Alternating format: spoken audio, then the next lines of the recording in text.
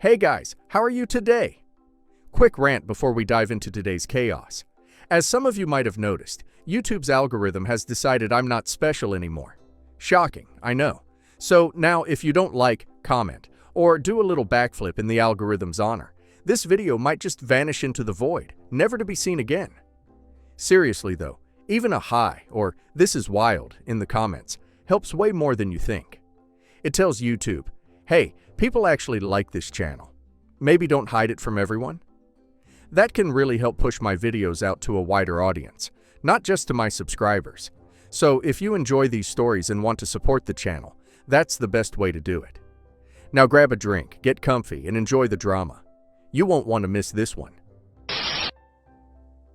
I, 28 female, have a complicated relationship with my mom and younger sister Rose, 22 female. When I was 16, my mom threw me out of the house for having a boyfriend. Not because I was doing drugs or stealing or anything, just because I was dating someone. She found out I was seeing this guy from school and completely lost it. I wound up crashing on a friend's couch while still going to school. I started working at a local diner, saved every penny I could, and eventually put myself through college. It was rough, but I made it work without any help from my family. I worked morning shifts before school and evening shifts after, plus weekends. I barely had time to sleep, but I managed to graduate and even save a little money. Fast forward to now. I have a good job in finance and bought a small vacation home by the lake a couple years ago. It's nothing fancy, but I worked hard for it, and it means a lot to me. It's where I go on weekends to decompress and feel at peace. I saved for years to afford the down payment, worked overtime, and even took on freelance projects on the side. The house needs work, the kitchen is outdated, the deck needs repairs, and the plumbing is temperamental. But it's mine, and I love it. My sister Rose has always been the golden child. When she got pregnant during her sophomore year of college, Mom welcomed her back home with open arms. Rose's boyfriend Joel moved in too. He doesn't work, has zero ambition, and is perfectly content living off my mom. He spends most days playing video games and complaining about how hard it is to find a job in this economy. Meanwhile, Rose dropped out of college and has been hanging around the house doing nothing in particular. Mom pays for everything: their food, clothes, phone bills, doctor appointments, everything. I've kept minimal contact with my family over the years. I still send birthday gifts and holiday cards, but don't visit often because every conversation with my mom feels like a reminder that I'm less important than Rose. Whenever I do visit, Mom spends the entire time talking about Rose's achievements, however minor, while completely ignoring anything I've accomplished. It's exhausting and demoralizing, so I usually find an excuse to leave early. Last Sunday, I was enjoying my morning coffee at my lake house when my mom called. I knew something was up because she never calls unless she needs something. After some small talk, she dropped the bombshell. Rose and Joel are getting married, and they need my lake house as a wedding gift because they need somewhere to raise the baby. I nearly choked on my coffee when she said this. The audacity was breathtaking. I asked why she was telling me this, and she straight up said she wanted me to give them my house. When I refused, she called me selfish and said family is supposed to help each other. I reminded her that I was kicked out at 16 and had to figure life out on my own. Her response, "That was different because you brought it on yourself." I couldn't believe what I was hearing. According to her logic, having a boyfriend at 16 was a crime deserving of homelessness. But getting pregnant in college and mooching off your parents indefinitely was perfectly acceptable. The conversation got heated quickly. Mom accused me of holding a grudge and punishing Rose for something that wasn't her fault. I told her Rose's choices were her own responsibility, and I wasn't sacrificing my stability for her mistakes. I pointed out that Rose and Joel were adults who needed to start acting like it, instead of expecting handouts. Mom wasn't having it. She insisted that since I was financially stable, and Rose wasn't, it was my duty to help her out. Mom hung up on me, but not before saying she expected me to reconsider. I told her I wouldn't. She threatened to tell the rest of the family how selfish I was being. I told her she could tell them whatever she wanted, but my decision was final. The lake house wasn't up for discussion. Over the next few days, Rose and Joel both started messaging me. Rose said I was cruel and dooming her child to poverty. Joel sent this long text about how he'd always admired me and hoped I'd see the bigger picture. I told them I couldn't believe how cruel they were to bring a child into the world in their condition, much less think of having one. I suggested they focus on getting jobs and saving money instead of trying to take what I had worked for. Then my mom sent me a message listing all the reasons why I owe this to Rose. She went on about how I was successful, while Rose just needed help getting back on her feet. She said Rose deserved a fresh start and that the baby needed a stable home environment. She even brought up how Rose had always looked up to me, which was news to me, and how this would be a chance for us to repair our relationship. I didn't respond because I knew it would just make things worse. So, Reddit. Am I an a-hole for refusing to give my lake house to my sister and her now ex-boyfriend? Update. I thought the barrage of calls and messages was bad, but what happened next left me speechless. It was so unexpected and shocking that I still can't wrap my head around it. I just got home from work yesterday, looking forward to heading to my lake house for the weekend when I got a notification from my security app about movement on the property. I installed security cameras after a break-in at a neighboring property last year, and I'm now extremely grateful that I did. I checked the live feed and saw Rose and Joel on my porch. Joel was trying to break in with a crowbar while Rose stood lookout. I couldn't believe what I was seeing. Were they seriously trying to break into my house? I called the police. The dispatcher asked for details about the situation, and I explained that family members were attempting to break into my vacation property. She advised me to stay on the line while officers were dispatched to the scene. While waiting for them to arrive, I could hear Rose through the feed, telling Joel to hurry before they got caught. Joel snapped back that it was her fault they had to do this, because she couldn't convince me to give them the house. When police arrived, Rose and Joel tried to run, but were caught before they could get to their car. Rose told the officers it was a misunderstanding and that she thought she had permission to be there. I showed the officers the security footage of Joel clearly trying to break in with a crowbar while Rose kept watch. They arrested Joel for attempted burglary and Rose as an accessory. I gave a statement to the police, providing them with the security footage and explaining the background of the situation. The officers were sympathetic and assured me they would handle it appropriately. Mom called me the next day furious. She said I overreacted by involving the police and should have laughed it off because they were just kids. I reminded her that Rose was a grown woman, about to get married and have a child. I asked how long she was going to keep making excuses for her. Mom accused me of being heartless and said I didn't care about family.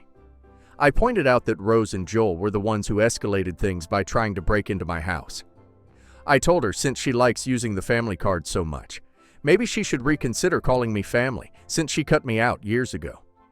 She hung up on me again. I spent the rest of the day dealing with the aftermath of the incident. I contacted a locksmith to change the locks on the lake house.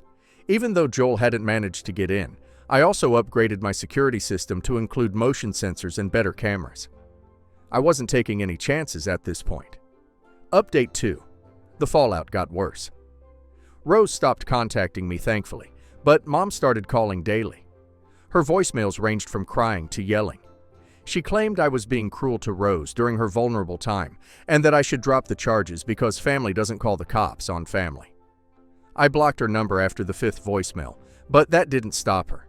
She started calling from different numbers, and I eventually had to screen all my calls. She even showed up at my apartment unannounced. I wasn't expecting visitors, so when I heard the knock, I assumed it was a package delivery. When I opened the door, she immediately started saying I was tearing the family apart. She begged me to drop the charges against Rose and Joel and give them the house. She said they were facing serious legal consequences, and it was all my fault for being stubborn. I refused and said I was done being the scapegoat for their poor decisions. That's when Mom said if I didn't do this for Rose, I would regret it for the rest of my life. She said family was all we had, and once it was gone forever. She went on about how family should stick together through thick and thin, and how I was choosing material possessions over blood ties. For a second, I wondered if I was being too harsh. The guilt trip was effective. I'll give her that. Then I remembered everything I'd been through, being kicked out at 16, struggling on my own, never getting any help. I asked Mom if she ever regretted kicking me out. She just stammered. I told her family goes both ways, and I wasn't going to sacrifice myself for people who were never there for me. I reminded her that she had chosen Rose over me repeatedly, and now she was asking me to give up my hard-earned property for someone who had literally tried to break into it. She left without another word, slamming the door behind her. That night, Rose texted, "You've ruined my life." I was tempted to ignore it, but ended up replying that she was ruining her child's life and should consider adoption. I know it was petty, but I was fed up with the blame game. I was tired of being made to feel guilty for protecting myself and my property. Update 3. I was right. Rose took to social media to paint me as the villain. She posted about how I was hoarding a vacation home, while she, a struggling mother-to-be, was facing homelessness. She conveniently left out the break-in attempt and their arrests. She made it sound like I was some greedy monster who didn't care about her own family. Her posts were carefully crafted to garner sympathy, while painting me in the worst possible light. Her posts were pure drama, teed photos of her standing outside some small apartment, with captions begging for sympathy.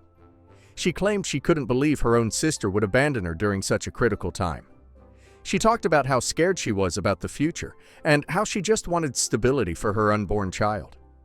She even mentioned how she had nowhere to go now that Joel was facing legal troubles, implying it was somehow my fault their relationship was strained. The comments were mixed. Some people called her out for airing dirty laundry online, but others, mostly her friends, Joel's friends, and distant relatives, rushed to her defense with the whole family should help each other line. They said I was heartless for not helping my pregnant sister in her time of need. They didn't know the full story, of course, but that didn't stop them from judging me based on Rose's skewed version of events. Mom jumped in too, agreeing with Rose and saying she couldn't believe how cold-hearted I'd become. She commented on every post, adding her own details about how I'd always been difficult and how she had tried her best to make peace between us. She made it sound like I was the problem all along, completely rewriting history to fit her narrative. I tried to ignore it until Rose crossed the line. She posted a picture of my lake house with a caption saying something like, "This is the house my selfish sister is keeping all to herself while I struggle." The photo was clearly taken right before they got arrested during the break-in attempt. People started speculating about the house's location and value in the comments. Some even joked about showing up there to claim it for Rose. The invasion of privacy was outrageous. I felt like my personal space was being violated all over again. That's when I contacted a lawyer. He advised me to file for a restraining order against Rose and Joel, citing the break-in and social media harassment, and to send a cease and desist letter about the posts. He explained that the social media campaign could be considered harassment and defamation, especially since it was inciting others to potentially trespass on my property. He helped me gather all the evidence and file the necessary paperwork. The restraining order was granted quickly given the evidence, but the damage was done. I felt violated. This wasn't just about the house anymore. It was about protecting myself from people with no boundaries. The lawyer assured me that the restraining order would prevent Rose and Joel from coming near me or my property, but warned that it might not stop the social media attacks. He suggested documenting everything in case we needed to take further legal action.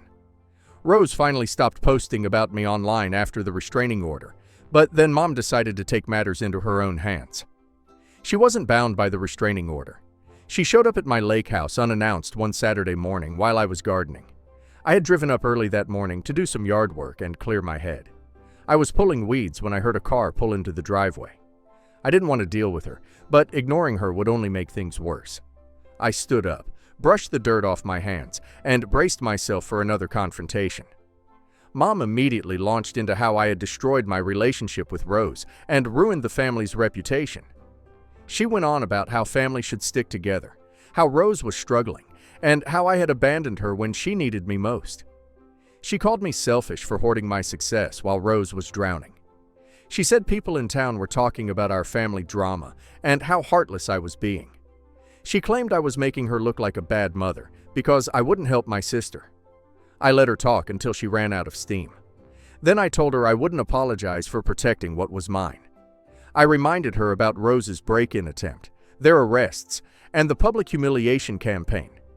I asked how any of that was supposed to make me want to help them. I pointed out that their actions had consequences, and they couldn't expect me to just forgive and forget something so serious. Mom waved it off like it was nothing. She said Rose was just desperate and didn't know what else to do. She said I should understand, because I was once young and reckless too. She claimed that Rose was under a lot of stress with the pregnancy, and that Joel had pressured her into the break-in attempt. She was making excuses again, just like she always did for Rose. That was it. I told Mom there's a big difference between making mistakes and refusing to take accountability. I reminded her that when I was Rose's age, I didn't get handouts or sympathy. I got kicked out for having a boyfriend. I had been working and supporting myself for years by the time I was Rose's age without any help from my family. I was living on my own, paying my own bills, and building my own future. I hadn't expected anyone to give me anything for free. Mom tried to interrupt, but I kept going.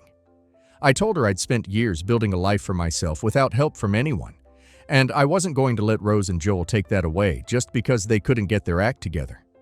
I had worked too hard for what I had to simply hand it over to someone who hadn't earned it and didn't appreciate it. I had made sacrifices, delayed gratification, and planned carefully to get where I was. Rose and Joel had done none of that, yet they expected to be rewarded anyway. The conversation got heated. Mom accused me of being bitter and holding grudges. She said I was punishing Rose for something that happened years ago and needed to let it go for the family's sake. She claimed I was being petty and vindictive instead of focusing on what was important, family unity and supporting each other. She said I needed to be the bigger person because I was in a position to help and should do so without conditions or expectations. I told her I was simply standing up for myself for the first time, and if she and Rose couldn't handle that, it wasn't my problem. I suggested she either kick Rose out or give up her own house to them since she was such a doting mother. If she truly believed in sacrificing for family, she could start by making sacrifices herself instead of expecting me to bear the burden. I was done being the only one expected to give while everyone else took. Mom left angry, and I didn't hear from her or Rose for a few days. I tried to get back to my routine, but I knew they weren't done yet. Update 4. The social media attack stopped for a while, but then started again. Mutual acquaintances started messaging me, some begging me to reconsider, others sending nasty messages. People I hadn't spoken to in years suddenly had opinions about my personal business. Some offered to mediate between me and Rose, while others straight up accused me of being cruel and heartless. I realized staying silent wasn't working. My side of the story wasn't being heard, and Rose's narrative was dominating the conversation. I decided to tell my side of the story. I wrote a post explaining everything. How I was kicked out at 16, how I struggled for years working late nights while finishing high school, and how I eventually built a career that allowed me to buy the lake house. I described the long hours, the sacrifices, and the determination it took to get where I am today. I explained that no one had offered to help me when I was homeless and desperate, yet I had managed to survive and thrive on my own. I then described Rose's situation: getting pregnant in college, dropping out, moving home with her jobless boyfriend, and asking for handouts from everyone while doing nothing to earn trust or respect. I detailed the pattern of entitlement and dependency they had established, with Mom enabling their behavior every step of the way. I pointed out that Rose and Joel had been living rent-free with Mom for years, without contributing anything to the household. Finally, I addressed the breaking point: their attempt to break into my house.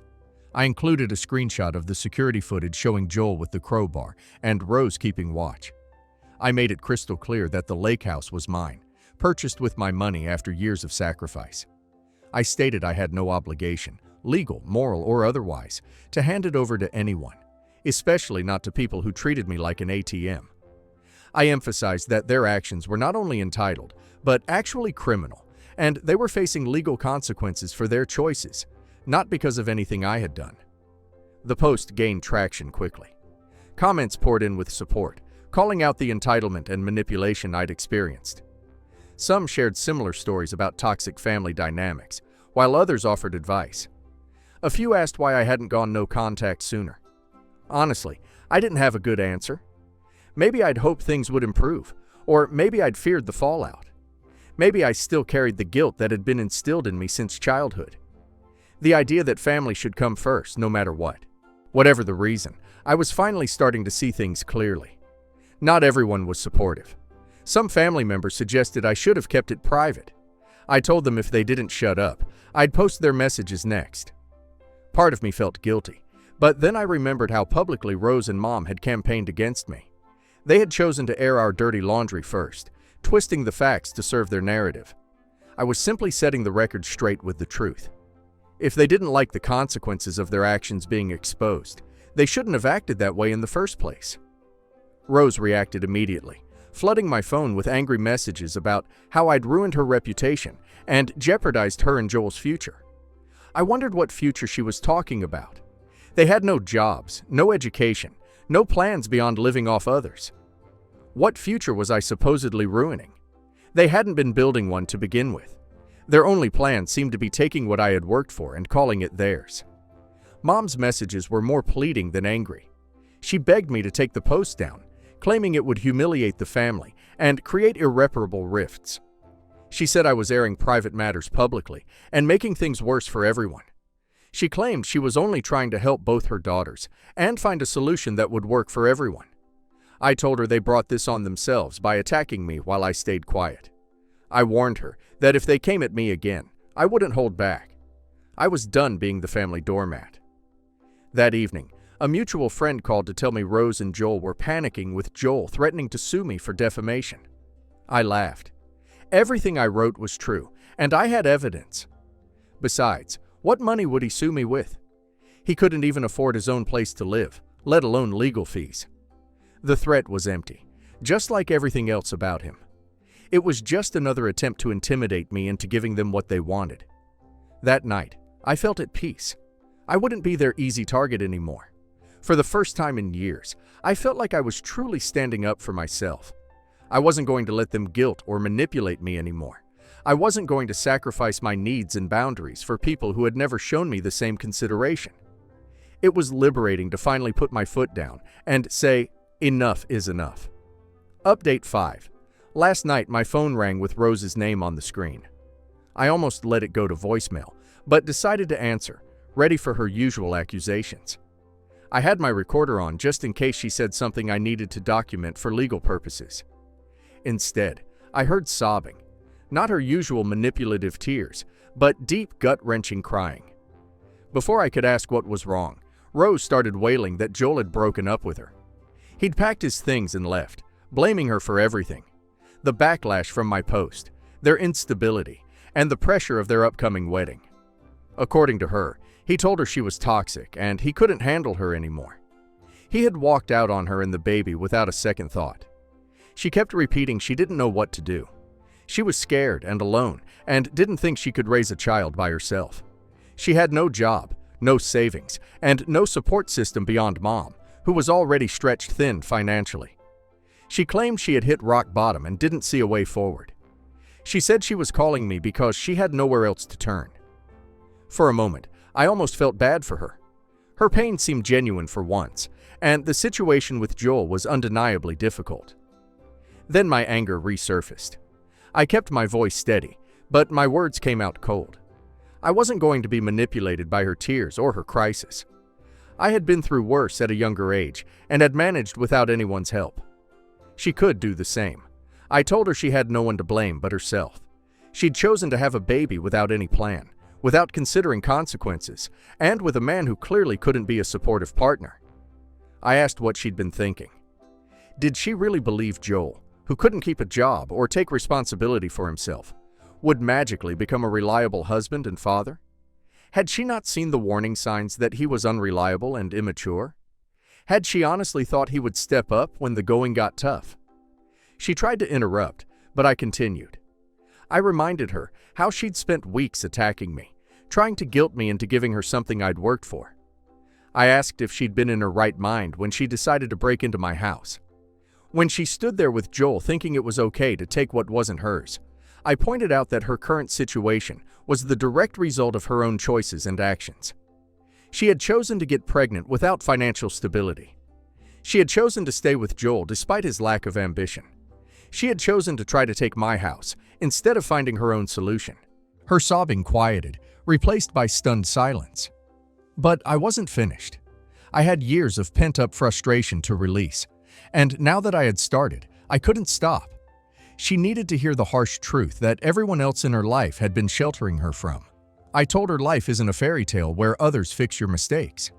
I asked how she planned to care for a child when she couldn't care for herself. Did she think Mom would solve all her problems? Or was she still deluded enough to think I'd rescue her despite everything? I suggested she needed to start taking responsibility for her own life and stop expecting others to bail her out every time things got tough. I told her she needed to grow up and face reality instead of living in a fantasy world where everything works out without effort or sacrifice. She finally spoke, her voice weak and trembling, saying I was stone cold and didn't understand how hard her life was or how much pressure she was under. She claimed I couldn't possibly understand what she was going through because I didn't have children and had never been in her position. She said I was being heartless in her moment of need and that she had hoped I would show some compassion despite our differences. I laughed. I told her I knew exactly how hard life could be because I'd lived it. I reminded her how I'd been kicked out at 16 with no safety net and no one to call for help. I had been younger than she was now and completely alone. Yet I had survived and thrived. The difference between us was that I'd taken responsibility and made something of myself while she blamed everyone else for her mistakes. I had faced my challenges head-on instead of expecting others to fix them for me. The line went quiet again. I didn't wait for a response. I told her it was time to grow up and hung up. I felt no guilt or doubt. Rose had made her choices and now faced the consequences. It wasn't my job to fix her life. She needed to learn to stand on her own 2 feet, just as I had been forced to do years ago. Maybe this would be the wake-up call she needed to finally start taking responsibility for herself and her child. Update 6. Last night, my doorbell rang unexpectedly. I wasn't expecting anyone, and after everything that had happened, I was wary of surprise visitors. Looking through the peephole, I saw Mom standing there looking disheveled. Her hair was a mess, her clothes were wrinkled, and she looked like she hadn't slept in days. I opened the door, but didn't invite her in. I crossed my arms and waited. I wasn't going to make this easy for her. Before she could speak, I stopped her. I told her if she was here to lecture me about Rose or beg me to fix her mess, she should save her breath. I wasn't interested in another round of guilt trips or emotional manipulation. I had made my position clear, and it wasn't going to change. She looked shocked, opening and closing her mouth without words. I didn't let her recover. I unleashed everything I'd held back for years. All the hurt, anger, and resentment that had been building since I was 16 came pouring out. It was like a dam had broken, and I couldn't have stopped it, even if I wanted to. I told her she'd been the worst mother I could imagine. I asked how she could kick out a 16-year-old for having a boyfriend, throwing me to the wolves without a second thought. I asked how she slept at night, knowing she let me fend for myself as a teenager, while Rose got chance after chance without consequences. I reminded her how I had struggled to finish high school while working to support myself, how I had gone to bed hungry more times than I could count because I couldn't afford both food and rent. I asked if she had ever once thought about what I was going through, or if she had simply wiped me from her mind as soon as I walked out the door. Her hands trembled as she tried to make excuses about being stressed back then. I cut her off. I told her stress didn't justify abandoning one child while coddling another to the point of enabling destructive behavior. I pointed out how she'd spent years bending over backward for Rose, cleaning up her messes, and now had the audacity to expect me to do the same. I reminded her that she had created this situation by teaching Rose that someone would always be there to fix her problems. She had raised Rose to be dependent and entitled, and now she was dealing with the consequences of her parenting choices. She flinched as my voice rose. I told her I wouldn't be the family's punching bag anymore, and if she thought she could guilt me into it, she was delusional. I was done being the scapegoat, the villain, the one who was expected to sacrifice everything while getting nothing in return. I had built my life without their help, and I wasn't going to let them tear it down now. She finally spoke weakly, saying I was being unfair, that she'd made mistakes, but was only trying to keep the family together. She claimed she loved both her daughters equally and wanted to find a solution that would work for everyone. She said she was just trying to be a good mother to both of us in the best way she knew how. I laughed and told her if she wanted a united family, she should have treated her children equally instead of making me the villain while portraying Rose as a helpless victim. I pointed out that her idea of keeping the family together seemed to involve me giving up everything while Rose contributed nothing. That wasn't family. That was exploitation. Real family supported each other reciprocally, not just taking from one to give to another. Her face crumpled, but I felt nothing. I told her this was her mess to deal with, not mine, and if she ever showed up at my door with this nonsense again, I'd report her for harassment. I suggested she focus on helping Rose develop some independence and self-reliance instead of looking for someone else to take care of her. Rose needed to learn to stand on her own 2 feet, and Mom needed to stop enabling her destructive behavior. She tried to protest, saying she was just trying to help Rose. I cut her off and told her it was her problem, that she'd only ever helped one child. I wasn't about to let her or Rose tear down what I'd built. I had worked too hard for too long to get where I was, and I wasn't going to sacrifice it all because they couldn't get their act together. She stood there stunned, mouth opening and closing without words. I didn't give her a chance to recover. I slammed the door in her face.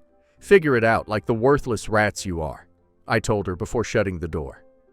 The words were harsh, but I was past caring. They had pushed me to my breaking point, and I was done playing nice. I know she'll probably tell everyone I'm the villain, but I've decided to go no contact with all of them.